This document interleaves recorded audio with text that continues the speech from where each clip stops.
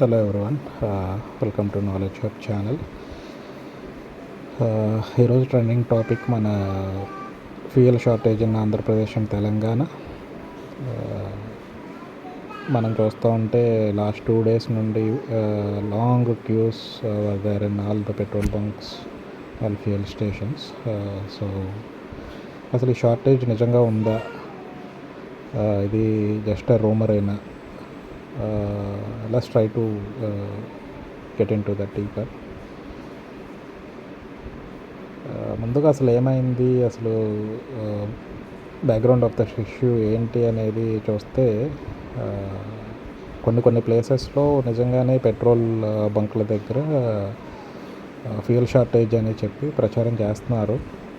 కానీ నిజమేంటంటే ఇండియాలో అసలు సరఫరా పూర్తిగా ఆగిపోలేదు. పెద్ద ఆయిల్ కంపెనీస్ ఏవి కూడా సప్లై అట్లా కొనసాగిస్తూనే ఉన్నాయన్నమాట. కొన్ని బంకుల్లో మాత్రం మైనర్ ఇష్యూస్ ఉన్నాయి. Those are technical issues. ఈ రూమర్స్ అసలు ఎందుకు వస్తున్నాయి అంటే mainly 3 reasons. Transport delay, the second one is panic buying, and another main issue is social media.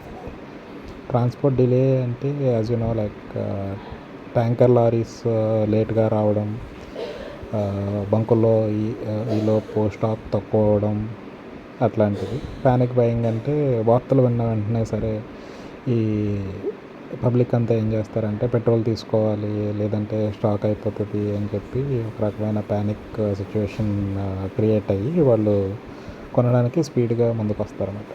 So ఆబ్వియస్గా it leads to petrol crisis.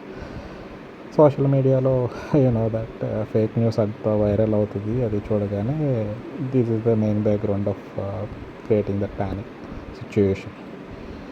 అయితే దేశవ్యాప్తంగా ఈ సమస్య అసలు లేనే లేదు. కొన్ని ప్రాంతాల్లో ఇది టెంపరీ ఇష్యూ మాత్రమే.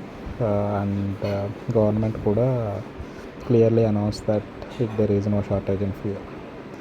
మనం చేయాల్సిందల్లా ఏంటంటే ప్యానిక్ అవ్వకండి, అవసరమైనంత మాత్రమే పెట్రోల్ తీసుకోవాలి, రూమర్స్ అస్సలు నమ్మకండి, అఫీషియల్ న్యూస్ మాత్రమే ఫాలో అవ్వండి. మనం ఎంత కామ్గా ఉంటే ఈ ఇష్యూ అనేది అంత సింపుల్ అయిపోతుంది అన్నమాట.